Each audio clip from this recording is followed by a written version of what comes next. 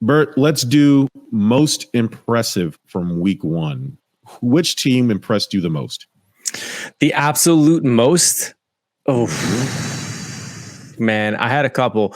Look, Thursday Night Football was Thursday Night Football, and it was fantastic. And us being hardcore rooters of the Lions and everything that they were doing, they impressed me. Although, I mean, the whole time, certainly convinced that they could have beat them, particularly obviously like Kelsey was out there missing some weapons on Kansas City side of things. But I will say the most impressive performance has to be the Miami Dolphins and Tua in particular. My God, did he make all of us look dumb? Calling him like just brain for mush, like being one hit away from being a vegetable. And he came out, went beast mode, 3 touchdowns, 466, only 1 pick on the day against a good Los Angeles team. And I mean, what a great win for the Dolphins in itself. So if I have to pick one team that was most impressive, it has to be the Dolphins. By the way, real quick, Carl Powers is keeping the Jets in the bucket of doom. Good just for you, updated. Carl. So good for you, Carl. Yeah. I commend you. He says, Zach is that dude. So clearly Carl's been drinking, but we're not going to hold it against them. Yeah. It's 5:00 somewhere. In our case, it's 8:40. So I guess that's all right, Carl. Yeah. Take a load off. That's all right, Carl. Yeah, how about you for you? Most impressive week one. What was your takeaway? So Miami was the easy choice, and I figured you would pick Miami just because of your family allegiances, and it was just easy for you to pick. It was impressive regardless, though. I mean, come on. It was. Old Jelly Brain too. It could throw some passes immediately.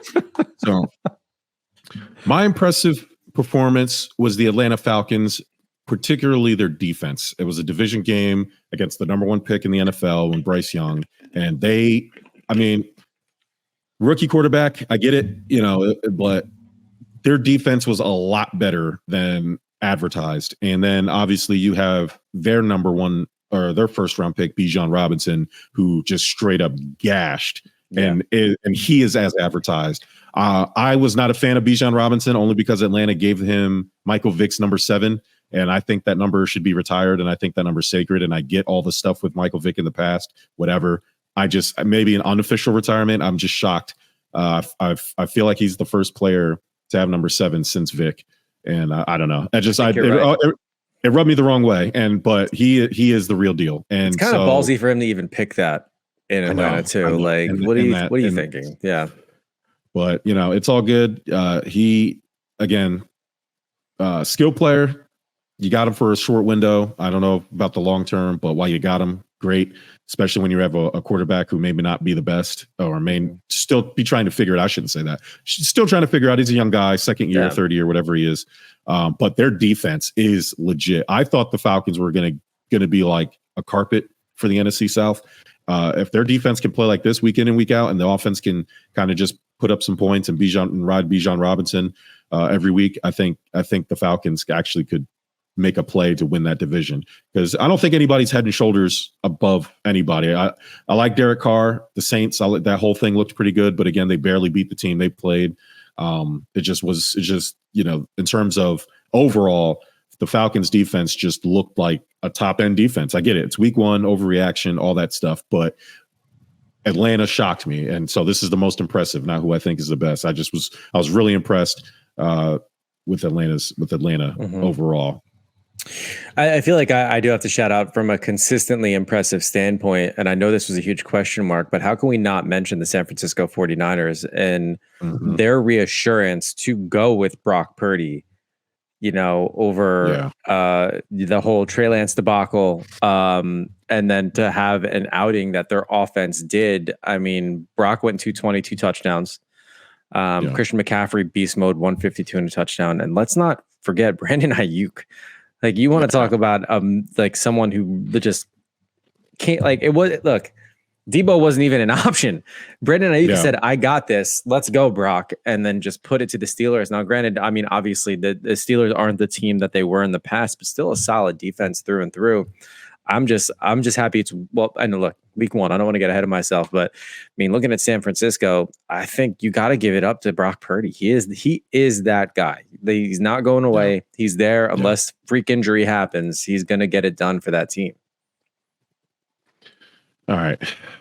So let's just get it out of the way, man. Biggest disappointment. I'll just go Buffalo. Jesus. You think it's Buffalo over the Giants? For me, it's well, obviously I wasn't going to pick the Giants, but yes, I do think it's Buffalo because of the Giants. Because actually, let's be real. Yeah, let's be real. A lot of people, including Giants fans, thought the Giants overachieved. They weren't expecting much. The Cowboys were supposed to be a Super Bowl contender. They've been a Super Bowl contender. We just make fun of them because of the Cowboys. And I don't care if they win 50-0 every week and go undefeated for the regular season. We all know when the playoffs start, the Cowboys are going to cowboy it up. Yeah. It just happens. We're not worried about the Cowboys. This is just what they do. Again, the Giants were only scheduled to win six games last year. Obviously, they overachieved. Yeah. If you talked yourself into thinking the Giants were going to be super real this year, then I don't know. That was I feel me. like you would. I had them winning 10 games this year. Oh no! I came on this show and said, realistically speaking, the Giants can win 10 games this year right after their schedule came out. And let me tell you something, and I'll let you finish on the Bills. Mm-hmm. But when I sat down for Sunday night and I watched that first quarter, I said to myself, you asshole. What were you thinking ever putting that much faith in the Giants? And thinking back to the two recent Super Bowl, wins that Eli Manning got us those rings, both times, a wild card team having to play through the playoffs, from the bottom ring essentially, and holding my breath every single time. I can't tell you the last time I walked into a Giant scenario like, oh yeah, we're going to take that game. And when I sat down on Sunday, I said, now's our time. And no, after the first quarter, I was like, I've made a terrible mistake. This is horrible. But please finish up on the Bills. Then I'll gladly dive into the non-existent Giants that showed up on Sunday. So for me, the interceptions on Josh Allen, I'm not concerned with. It's a bad game. And it happens. These great quarterbacks. Joe Burrow had an even worse game. Oof, Patrick Mahomes didn't play his best. I know a lot of the blame's going to go to Kadarius Toney, but when you watch that game, there was one really bad one that was on Kadarius Toney, but like the interception that everybody keeps replaying, Mahomes threw behind him. Like it just wasn't Toney's fault. So I know he's going to get a brunt of the blame because yes, he had two really bad drops like that were right on the money that he messed up. Jerick McKinnon had one too. But when it comes to Josh Allen, Monday Night Football, Aaron Rodgers goes down in 4 plays, didn't even complete a pass for the New York Jets, unfortunately. Everything was written there for you, and you had the momentum. You were up, but then you come out and you can only put up 3 points in the second half. Josh Allen has this tendency to. Here's what I think is happening with Buffalo ever since Ken Dorsey took over, because I do think losing Dable messed some things up. Josh Allen is not he's not a system guy. He's an instinct guy. Mm-hmm. He's just a baller. Sometimes you just have to trust his talent and let him get you through. And I feel like he gets stuck in between. This is what the coach wants me to do, and this is what I need to do. And I don't think he can process them together. Yeah. Or I don't think he makes the right decision because he's halfway through a bad play. He's thinking instinct, but he's like, wait a minute, I have to do what coach says. And he does things like run into 3 people instead of running out of bounds because he's always trying to make the play. Now, granted, we have seen him make the play. In the last 3 years, he's 37-12. That's second best in the NFL. Mm. He's had the most turnovers since 2018, since he's come into the league. But he's also had the most touchdowns. So it's like he's the gift and the curse, right? Like you have to let him play. And I'm not concerned because a multi-turnover game from Josh Allen doesn't scare me. He's a gunslinger. We've seen it. Brett Favre. Mm-hmm. Like you have to take that with Josh Allen. He's not going to be a not turnover guy. The issue with Josh Allen is his decision making. When those turnovers come, when to not force things, throwing 40-yard bombs across your body into double coverage is a little bit different than just taking those 3 yards on a scramble, or God forbid, Josh Allen, a check down, because you had a bunch of them. Again, I feel like I keep saying this every year. And that's where he needs, and this is where I was saying coaching is the problem. And this is why I'm disappointed in the Bills. We're not growing, man. Sean McDermott has hit his ceiling as a coach, period. We are not he's a culture guy. He's a guy you get in, the team's bad, it's the Wild West. he's the guy to bring us together. He's clapping. He's making a bunch of, motivational quotes. But when it comes to winning time, he's just not that guy. I don't know how much more evidence Bills fan need of that. But we won 10 games and he broke the drought and blah, blah, blah, blah, blah. No, Tyrod Taylor, the Cincinnati Bengals broke the drought. And technically, if you want to get technical, and Josh Allen's been winning 10 plus games, and the Bills have only won because of Josh Allen, not because Sean McDermott. Matter of fact, we only lose because of Sean McDermott. And so the Bills will never win anything to me as long as Sean McDermott is in there, or at least Sean McDermott is in charge of the offense, because he's a great defensive guy. The Bills defense was, I'm not even gonna say great. They were really good, but again, they gave up 176 yards on the ground, which is another problem. Von Miller not being out, being overly cautious. Look at the Bills, the save a stroke, Buffalo Bills, only missionary style. It's just like, come on, man. Why is Von Miller's healthy? He said he was healthy. Yeah. And he's not out there because you want to be cautious. Like, we don't have time for that shit, man. Like, it's time to win now. And I really, honestly, part of me wants the Bills to just completely fold the season so we can get rid of Sean McDermott.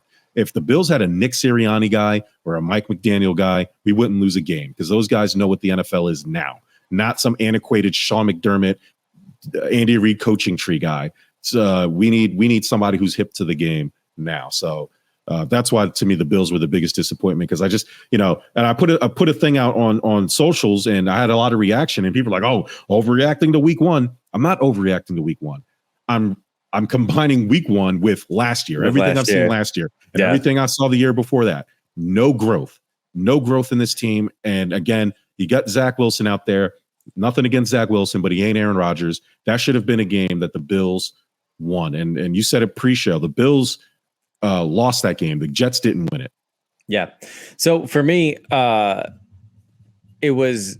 I just thought the Bills thought they had it the second Rodgers went down. I just think they literally they pulled their dogs up. They thought they had it in the bag. They thought it was going to be a cakewalk from that point forward, as if Aaron Rodgers was the only threat with the Jets. Like, the Jets have a solid defense and they have weapons. And look, as much as Wilson is from a quarterback still relatively inexperienced, I'll say, despite his starts last year, especially when you're comparing him to the likes of an Aaron Rodgers. And there was a huge gap in wanting to see Aaron Rodgers for the Jets. And then, of course, getting Zach Wilson, he still played tough.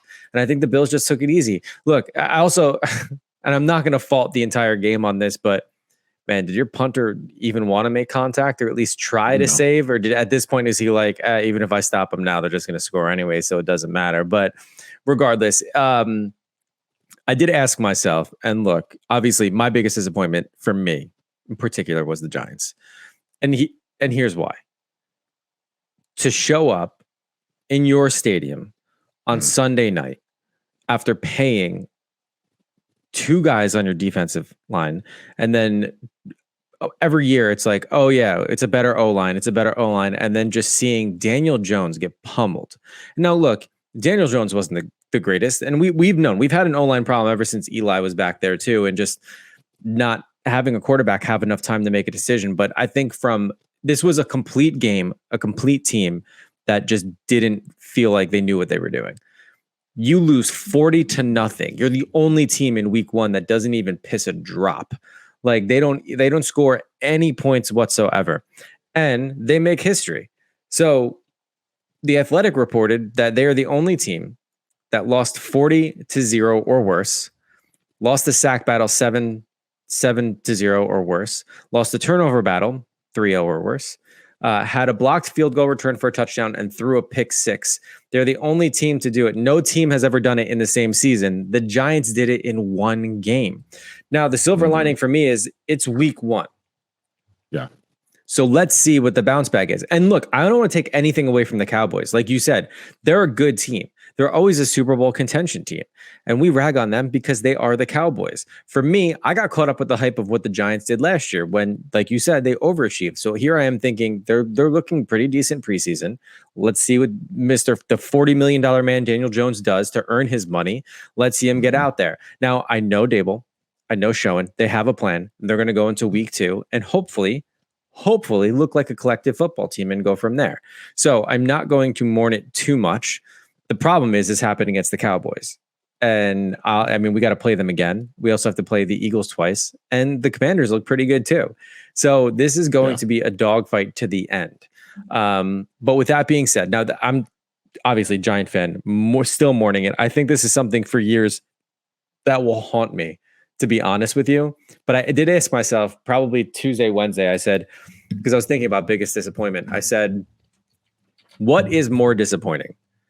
Is knowing last year the expectations for your team were low. So, going into it this year, I overhyped them and they get blown out 40-0 in your own arena. Or, I'm sorry to do this to you, have a team with a high-powered offense like the Bills lose to a Rodgerless Jets team. Like that to me, and I just said the Jets are a good team overall, even without Rodgers. But I honestly, like we were talking about a bit before the show, like I think they pulled up. I don't think they thought it was going to be any type of hard work. And Josh Allen, unfortunately, his decisions had cost him, the game in the end. But look, week 1. Right. Let's not get too carried away. I mean, we could sit here and honestly, we can have a conversation about Cincinnati too, right? They're same caliber level as I would say the Bills are. And I mean, Joe Burrow did worse than Josh Allen did worse than Daniel Jones did. But so still we can say that about the Bengals. We can say that about a lot of other teams. I think obviously everybody listening knows us and we're just going to harp on our teams through and through. But listen, week 2 is upon us. Let's see what happens. Let's see what happens with the Bills going against the Raiders on Sunday. And my God, the Giants have the Cardinals. If this isn't an opportunity to bounce back, like I honestly, I may pull a germ and just burn everything.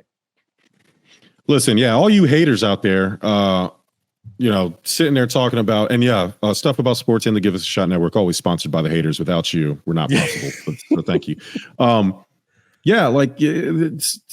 I have mad hats and I have money, so I'll just buy another Bills hat. Fuck you.